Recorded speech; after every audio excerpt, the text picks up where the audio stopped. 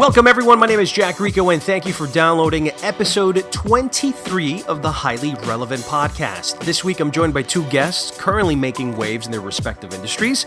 Mexican-American actor Benito Martinez gives us details on Season 3 of ABC's hit show, American Crime, and what it was like to work with Tom Cruise in the new movie, American Made, coming out fall of this year.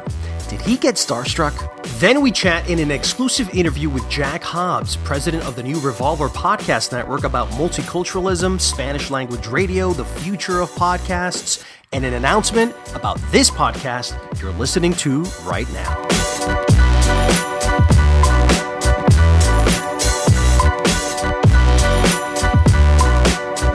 Benito Martinez, one of the most versatile Latino actors in Hollywood, is not a superstar by any means, but producers and directors can't seem to get enough of him. He has been consistently working in movies, TV shows, video games, and more since 1988. And this year, he tells us about two key projects that are sure to get people's attention.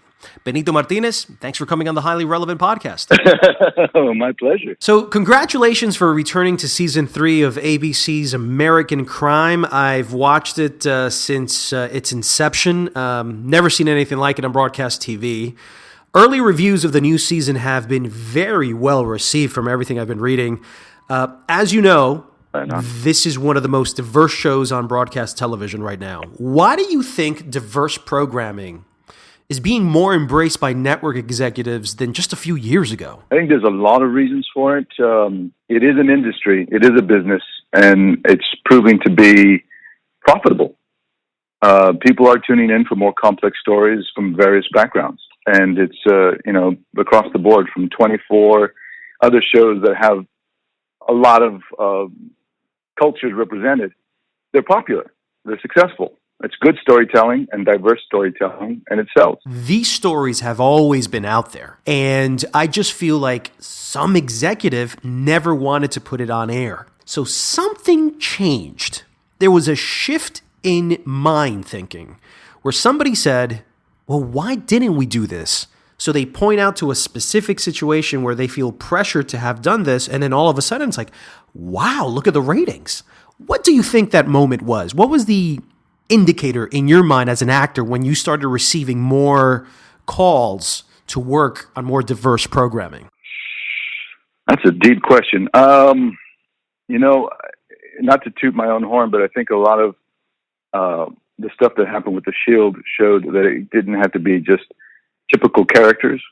What CCH Pounder did with her character that was as much male as she was female, as much black as she was just blue as a cop, with the character that I played, Naceveda, that, they showed that they're multi-level, multi-complex characters. NYPD Blue did a tremendous job at that. The Sopranos did a tremendous job at that. That's right. There's lots of different shows that were like, we're going to tell this story and not apologize for it. We're not going to apologize that they're an Italian family. We're going to embrace that. I think some shows got more heat than others, and that really led the charge. Because American Crime is an anthology series, your role changes from season to season. Who do you play this season, and do you consider it a better role than the previous two seasons? I play Luis Salazar. It's a man from Mexico looking for his son. I wouldn't say it's a better role than the other characters I played previous. It's very much a different role. It's a man who lives by a different set of rules than, say, Alonzo did in the first season, and he's not a politician like my character was in the second season. What's wonderful about jumping into the skin of these characters is that they're so thought out. They're fully fleshed. And you can have, Alonzo, my character from the first season, go into any environment, walk on the moon or go into a grocery store. And you still have this guy who has the same perspective, the same point of view. And it's interesting to watch because he's a fully fleshed character. The character I'm playing this year, he's kind of a spy, and he doesn't know what he exactly, He doesn't know exactly what he's getting into. He doesn't know who to trust. He doesn't know where the road's going to lead him. But all he knows is he has to play his cards close to his vest, trust very, very little, and see how far he can get. You speak an abundant amount of Spanish this season. Are you a natural Spanish speaker, and do you think American viewers are ready for Spanish dialogue to be spoken on broadcast TV? Oh, absolutely. I think the public is ready for that. I am not a native Spanish speaker, but I have been speaking Spanish my whole life. It's not my first language. And I certainly had to step up my game for this season. Did you have to get a dialect coach? Did you have to... What was the process there as an actor to kind of get into the language? Absolutely. If I were doing Shakespeare, I would make sure to get a language coach to make sure it sounded authentic as well. And right. If I were doing French or Italian or a Southern accent, you want to pay attention to honor the people that you're representing. In this case, my character's from Veracruz. He speaks Spanish perfectly, so I wanted to make sure I embraced that and spoke. I enhanced my level of Spanish speaking. Well, that's great because you could use that after the show, and well, I love doing that anyway. I love languages anyway, and it's a path that I've been on anyway. So it's great. I get to use it for the show. There's a lot more people that understand and speak Spanish across the cultures in our country than you would imagine. And when they see somebody who's supposed to speak Spanish and they speak Spanish, it's very accepted. But I think by keeping it authentic in that regard, if they speak Spanish, then they speak Spanish, and it rings true, and that's the goal. Do you think American Crime captures this season the real plight of the Mexican jornalero? And do you really believe that Trump, when he says Mexican immigrant workers are taking jobs from white Americans, that he's right? Yes, I think the American Crime season represents a faction of the real farm workers that are in the field right now. Not all of them. Not all farms, and not every.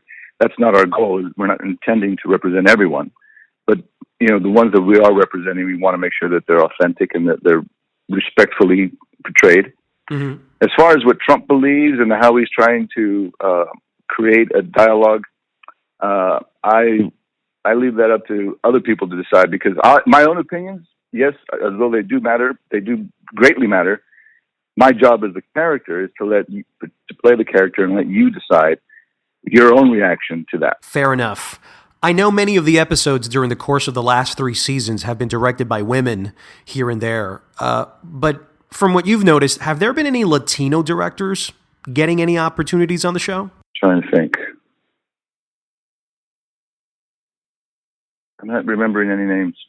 You see, that reaction that you just had has always been a concern for me, because every time I try to come up with Latino directors that are doing mainstream general market work, it's always very hard. Even though we've done a lot of diversity and a lot of inclusion in film and TV, showing it more than ever.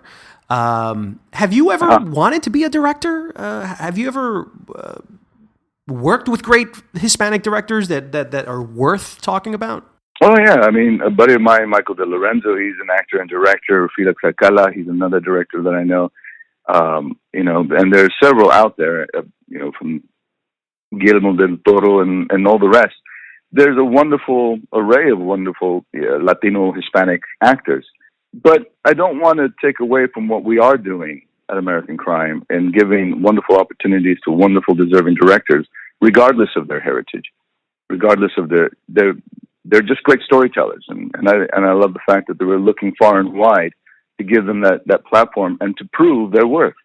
This isn't a friendship; it's a business, and these people have earned their right and have done a wonderful job in their given job. And I don't want to overlook that part of it. But as far as contributing and inviting more Latino directors, always, absolutely, more Latino directors and writers and producers. I would love that. From all levels. I grew up in a bilingual Latino theater company in Albuquerque. Mm-hmm. And part of the mission was to represent the people of the community. And we happened to be a hodgepodge of New Mexican citizens, which meant we were black and we were white and we were German and we were Colombian and we were ancient Spanish and some Navajo. That whole aspect, that mission of the theater company was very simple. Just represent these people that we're speaking to on stage. And I think that that's important to remember when you're doing that in film and TV as well. Right. I did a wonderful movie called Bless Me Ultima, and the director was Carl Franklin. Well, Carl Franklin happens to be African-American. That did not stop his ability to be respectful and tell a wonderful story about a Latino family. Right.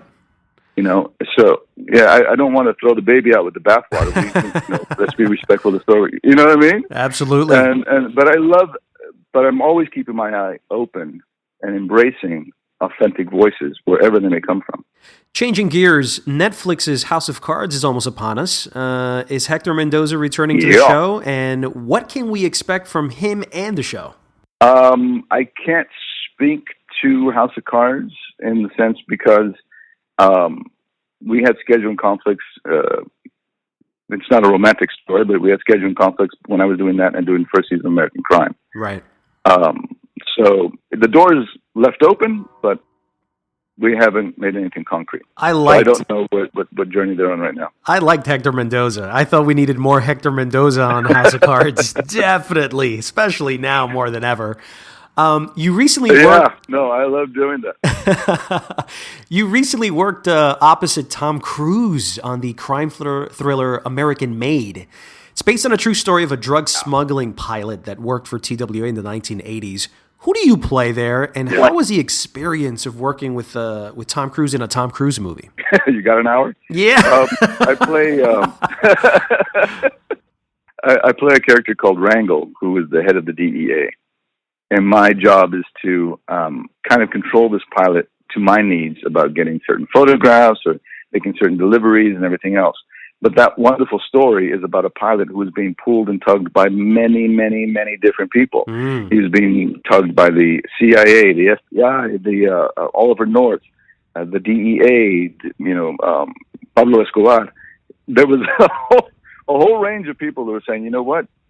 You have the machine and you're taking the risk. We're going to use you. And I think it's a fascinating story exactly. It's fascinating how it unravels and how it concludes in the end.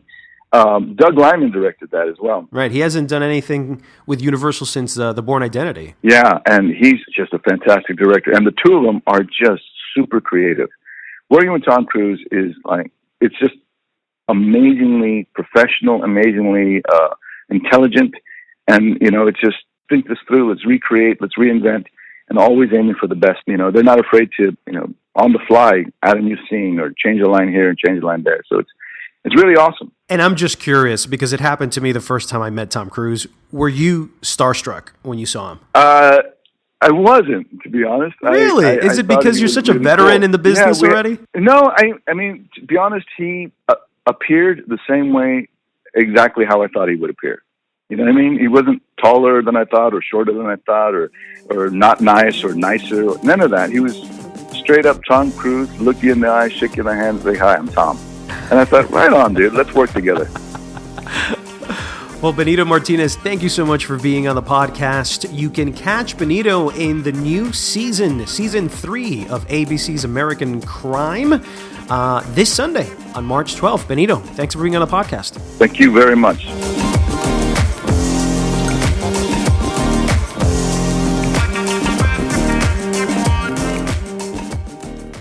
It's time for JackedIN. Let's begin with the top movie news of the week. Sony Pictures is making a movie about Mexican drug lord El Chapo. No word on who's directing or starring in it. There will be a Godfather reunion at the Tribeca Film Festival this year. Damien Chazelle and Ryan Gosling plan a Neil Armstrong biopic titled First Man for October 12, 2018. And Steven Spielberg will team up with legendary actors Tom Hanks and Meryl Streep to make a journalism film titled The Post. Changing over to the small screen, Mexican-American comedian Cristela Alonso returns to ABC to star in Gospel of Kevin. Netflix's Latin-themed One Day at a Time, starring Rita Moreno, has been renewed. John Leguizamo will co-star in ABC drama pilot Salamander, and HBO's Game of Thrones will return for its 7th season on July 16th. Switching over to music, Prince Royce earns his 4th #1 Latin album chart topper with his new Spanish-language album, 5. Pitbull hinted at Romeo Santos and Britney Spears being part of the Hey Ma remix track in the Fate and the Furious soundtrack. And Lionel Richie and Mariah Carey's All the Hits tour will kick off July 21st at Oracle Arena in Oakland and end September 5th at Key Arena in Seattle. And finally, in Broadway news, Judy Garland's A Star is Born musical is heading to Broadway. Beauty and the Beast movie helmer Bill Condon will direct it. expected. The French musical Amélie began performances this week with an official opening April 3rd, and Colombian actor John Leguizamo will officially open his off-Broadway comedy play Latin History for Morons at the Public Theater on March 27th. Jack Hobbs is the president of the new reVOLVER podcast network, quickly becoming one of the top podcast networks in the United States of America, and I'm honored to have him here on the show this week. Jack, thanks for coming on the podcast. From one Jack to another, I'm just thrilled that we're in your presence. God. From your TV days, I've been a big fan. I can just tell that your addition to the reVOLVER podcast platform is going to be scintillating. I was gonna leave the announcement to the end, but we might as well just say it now. Let's do the official announcement. I will be joining. Hold on. Drum roll, please. I will be joining the reVOLVER podcast with Jack Hobbs, ladies and gentlemen. We are honored. We are honored in so many different ways, from your knowledge of Broadway to movie, film to personnel, talent, gossip, and your overall jovial nature. We're just thrilled to have you, Jack. Well, thank you very much. And you bring an essence. You bring an essence to this platform that I think will be just a very, very positive attitude to everything. So we're we're proud, first of all, and we're happy to have you. I'm very happy to be a part of it. It's my first time being part of a podcast network. I mean, this whole thing about podcast network seems to be like new. It's like a new thing. So what exactly is the reVOLVER podcast network, and why did you feel, Jack, that you needed to embark on this journey to create it? Well, it started several years ago. Stephen Hobbs, our chief digital officer, said, we have to find different ways to reach different ears. Great advice. We started it at our former network operation over at Univision, and we built it from 2006 until about 2012, utilizing talent that we had on the air on our AMs and some of our music talent, and we're ahead of the time. At the time, we didn't know how valuable a download was. We didn't know how valuable this. So you had to learn all of this. We had to learn it all. And when back in the day, and it sounds like back in the old days, 5 or 6 years ago, you had to really hunt down to find your favorite show. You had to be an engineer of sorts. Nowadays, with you have your podcast button on your iPhone or your Android, and you push it and you take your selection, and bingo bango, you have your program of choice. The important thing here is what we're trying to do is build options for people to listen. Well, that's what I was going to ask you. Right. What differentiates the reVOLVER podcast network from every other podcast network out there, like NPR, like Panoply, like Earwolf? Those guys are great. They really do a good job in what they do from a content offering. What we're trying to do is reach not only Latinos, but we're reaching African American, English-speaking listeners, to LGBTQ, to everyone across the board. We want to have an offering that's available to all people and across the total market. And while we do take some curated programs like Pialene, whose show airs in Los Angeles and 50 other markets, we take it and compress it down to an hour and a half. We also have the original programs like we'll get from you, from Julie Staub to, you name it. We've got about 47 other artists that I have to be very careful not mentioning one and not the other. You know how it's right. How grandma takes you into the kitchen and says, you're my favorite artist or you're my favorite grandchild. I have to be really careful. I don't want to offend any of my talents, but we've had such an outpouring of the hands being raised to be part of the platform. We're very, very, very pleased with where we're at right now. You were one of the top executive dogs over at Univision Radio and SBS Radio. How has the transition from corporate man to entrepreneur been for you? Well, that's an interesting question, because I'd probably like to have my wife answer that one. Like, are we ever going to see a paycheck? But the interesting part of this is it is going from the corporate stance where running, everything through 5 or 6 or 7 layers to making your own decisions. Let's put it this way. Everybody that's doing this wakes up at around 3:15 to 3:20 every morning with their eyes hitting the ceiling. Right. And everybody is listening right now knows if you're an entrepreneur or if you're building your own business, you wake up and you say, am I doing the right thing? Oh my God. Is this going to work?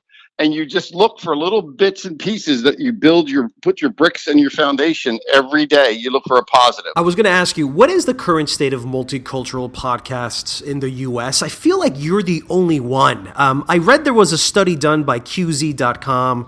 I know that Wired Magazine also did an article about this that indicated 85% of podcasts had at least one white host and just 18% had a non-white host. Do you agree with those numbers? The numbers are clear, but what we're trying to do is upset that apple cart, in which we are a disruptor. No doubt about it. Of our 55 plus shows, we only have 10 white people. Wow. So we flipped it. We flipped it around. Now, what I think as we move forward, as we're going to see this, this whole mess in Washington, where the fear along the border and the immigration factor has, I think, slowed to a nil. Mm-hmm. The fear of the wall, fear of the deportation and all of that. So now you're looking at a second and third generation Latino who, as I like to say, they have 2 feet in 2 worlds. And that's who we're, really, really targeting. People who live live at home and celebrate 3 Kings, but also celebrate Christmas, celebrate quinceañeras, but they also celebrate their sweet 16s, right? So we have we have this dichotomy of 2 different worlds, and that's what we're trying to keep the thread of Latino through our programs, as well as bring entertainment. Road tripping with the 2 guys from the NBA, the Cleveland Cavaliers, is the number 1 show in sports. Well, of course, it's the Cavs, it's the champs of the NBA. The Cavs, of course.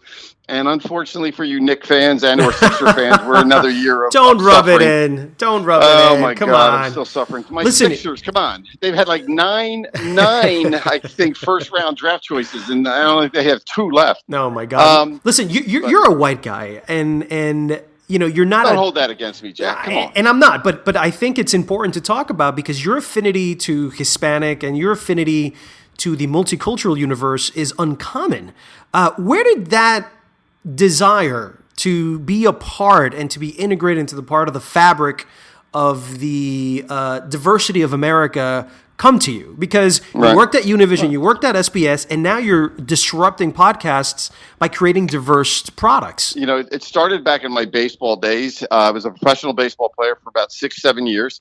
And my first tour of duty in the winter leagues was in Caracas, Venezuela, where I used to walk around with a little dictionary in my back pocket to learn 1 or 2 words and read the billboards, and that's how I learned Spanish.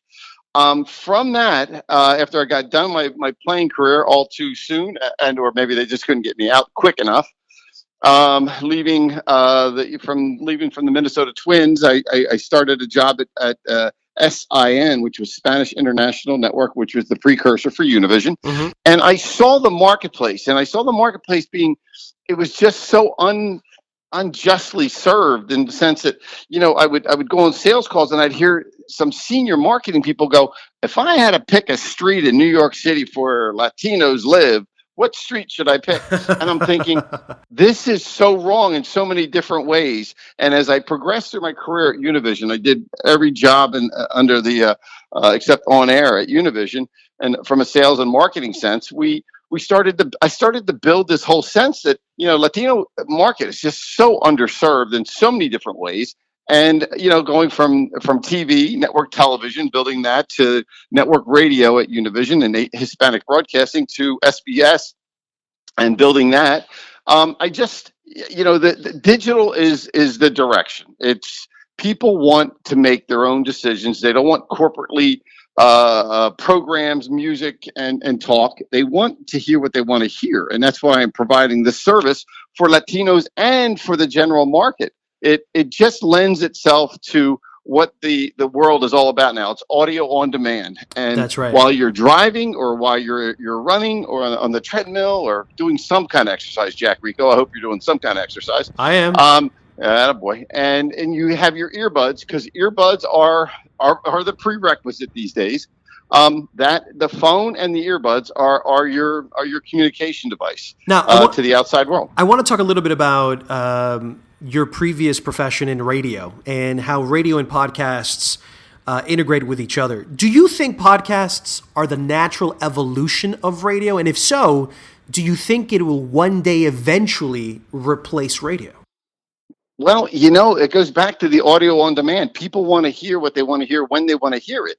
That's the first thing. The second thing is, remember, we're being hit by not only so many messages every day, we're being hit by content providers every day. And in the nutshell is, you want to have your choice. And if you want to listen to right-wing rhetoric, you're going to listen to Rush Limbaugh at one. If you want to hear movies and gossip and chisme, you're going to listen to Jack Rico. When you have a time in the afternoon, you're going to listen to financial advice from Julie Staub.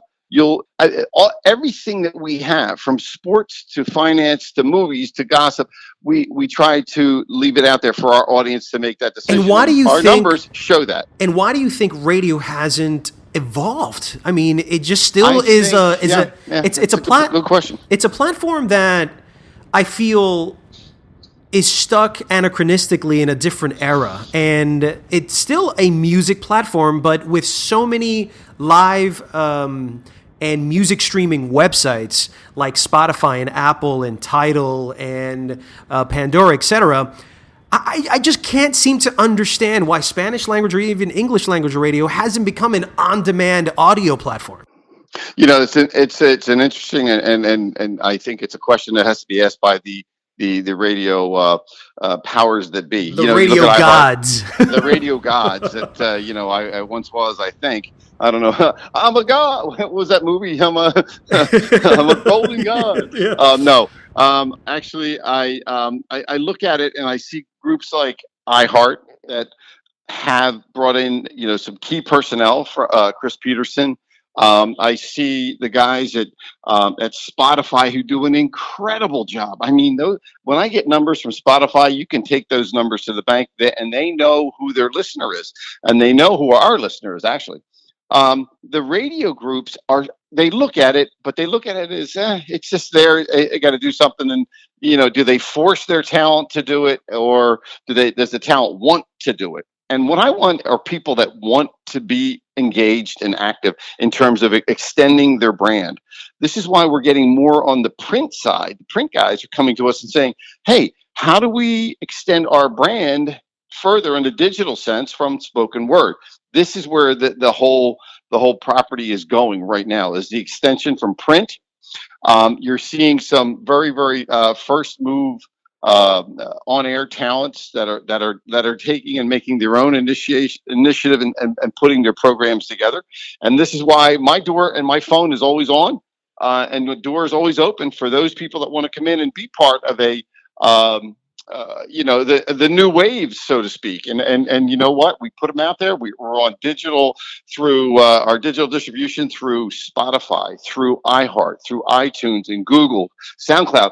All of these, and our app's going to be ready on the 22nd of March. So, I mean, we're putting ourselves out there, and we're putting talent out there for a reason, and that's for people to discover. I want to talk about Wrongful Conviction with Jason Fromm. Sure.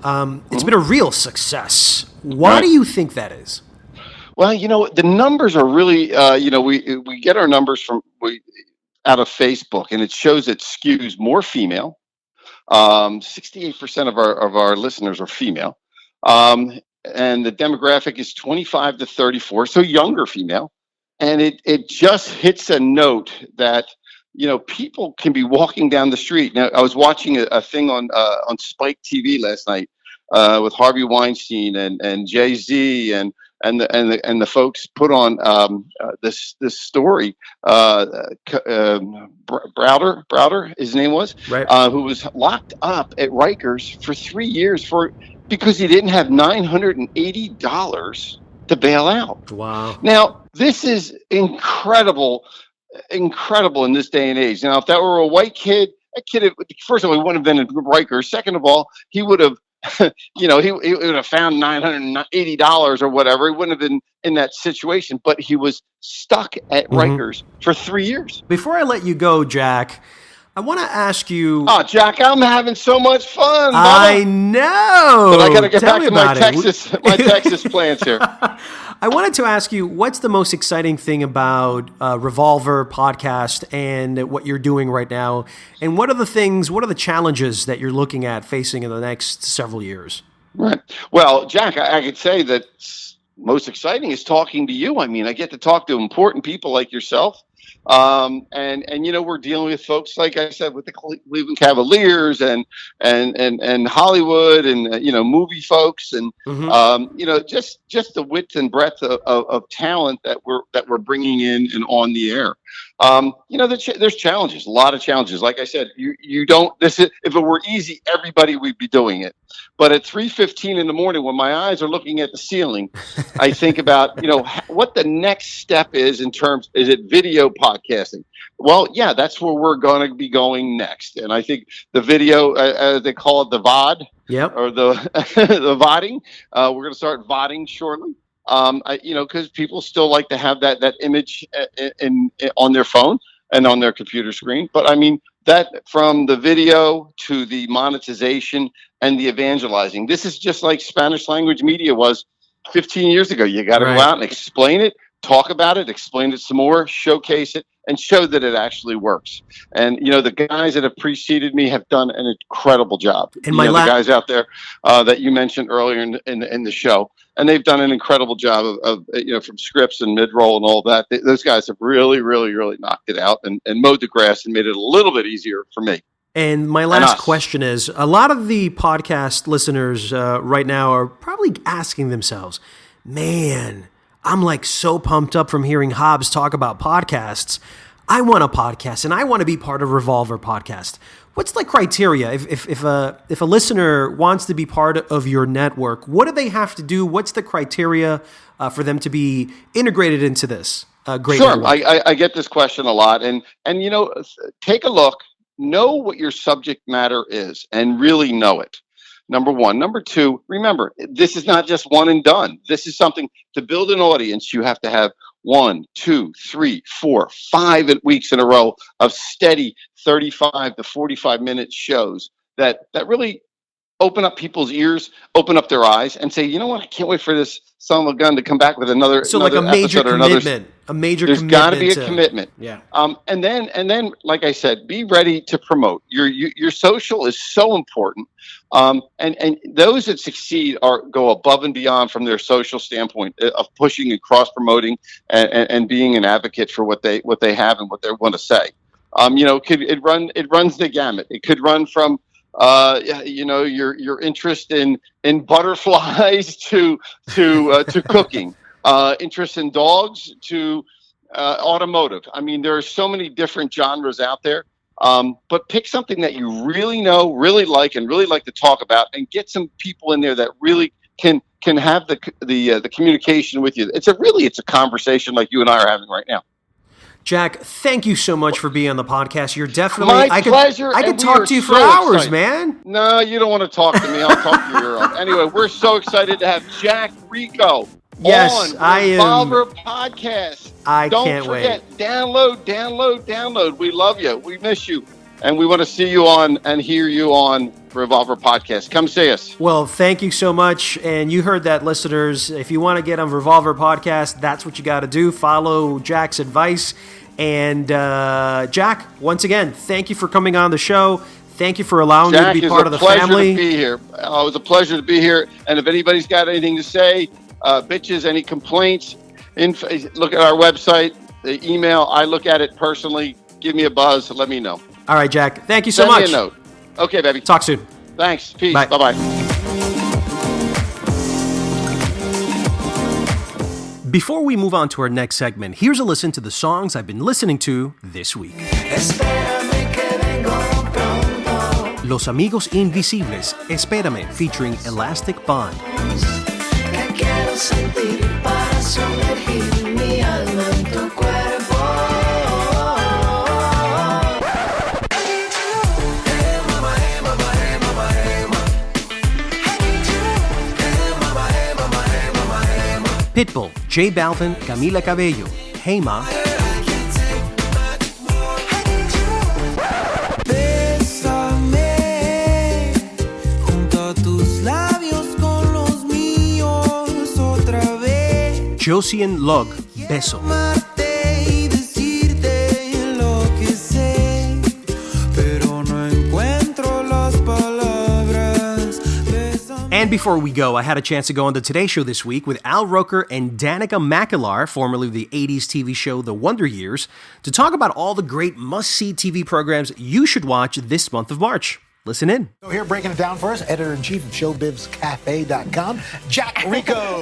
Jack Rico, what's happening? Good All morning. right, so let's jump right in with what March is famous for, the madness. That's right. March Madness begins March 14th and ends April 3rd, and the Villanova Wildcats are the defending champions. And I happen to think that there's only 4 teams that can actually beat them. That's the Kansas Jayhawks. That's going to be the Gonzaga Bulldogs, the North Carolina Tar Heels, and I'm going to throw in there the Butler Bulldogs simply because they beat Villanova twice this season. Ooh. So if they face them again in the tournament, they could pull off an upset. Interesting. That's what I was going to say. All right. No. Yes. Moving on to movies, a lot of great movies in March besides, of course, Campfire Kids, my movie on Hallmark Channel. On That's the nicely done. Thank you very much. But we've been hearing about it for a long time. Finally here, Beauty and the Beast. That's right. This is the most anticipated movie of the year so far. Early reviews are very positive for this film, and social media buzz is extremely high as well. And it has mostly to do with Emma Watson, the discovery of her singing voice. Like, who knew that? And also Disney's introduction of the first gay character played by Josh Gad with LaFoe. So Ariana Grande and John Legend also are performing on the soundtrack. So a lot to look Amazing. forward to. I cannot Another wait. movie, song to song? Yes. All right. So listen to this cast: Ryan Gosling, Michael Fassbender, Rooney Mara, and Natalie Portman. It's a modern love story that takes place in the Austin, Texas music scene, and Terrence Malick directs this. Now, if anybody knows Terrence Malick, he's mostly known as this director who directs just pure cinematic masterpieces. Unfortunately, they're completely devoid of any commerciality whatsoever, but I think that this is the movie that's going to loosen up that association. Oh, good, good. Okay, now television. Okay, I used to watch the show when I was a kid, Chips. Oh my God, They're that's right. remaking it. So Warner Brothers is now remaking the adaptation into a comedy starring Dak Shepard and Michael Pena, who's playing Ponch. Yeah, it's a little different than the original. Absolutely. And, you know, this movie's been in the works for years. I mean, Wilmer Valderrama at one point was attached to this, but now Dak Shepard, this is really Dak Shepard's baby. Produced it, directed, wrote it, so you should really look at some laughs here. Great family film with Alec Baldwin playing the role of the boss baby. That's right. Alec Baldwin lends his voice to this animated film about a baby who teams up with his kid brother to thwart this evil plan that includes puppies and so cute. babies. Expect some clever jokes, some family humor, and a good message about the importance of family. Now, The Americans returns today. Yeah, this is the must-see show of the season so far. I mean, given the political climate of Russia and the United States, along with the 5 Emmy nominees that it got last year, I mean, you're looking at this is probably arguably the best show on TV right now. That's right. This is the 5th season premiere. 5th season, Pretty right, cool. that's right. Also premiering this month, Julie's Green Room, starring Julie Andrews. Yes. All right. So think Fame meets Sesame Street with Julie Andrews, and that's what you're getting out of this Netflix show. It's 13 episodes, 30 minutes apiece, and it stars Julie Andrews, who teaches these puppet students about the theater and staging their own musical. You have a lot of guests like Alec Baldwin, Idina Menzel, and Carol Burnett. That's so cool. And then, So and definitely something really that looks look forward to. amazing. Last but not least, Grace and Frankie.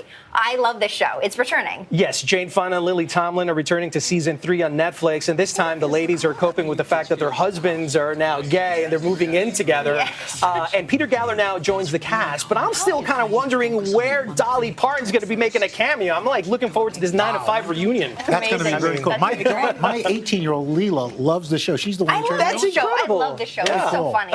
Jack Love Rico, always good to see you. that. So I love saying his name. Jack Rico. And that's a wrap for our 23rd episode of the Highly Relevant Podcast. I want to thank Jack Hobbs and Benito Martinez for being on the show this week.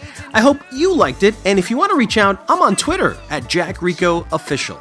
As you already heard, we're now officially on reVOLVER Podcast, which means we're on every single podcast platform: Spotify, iHeartRadio, Google Play, Stitcher, you name it. See you again next Friday on another episode of Highly Relevant.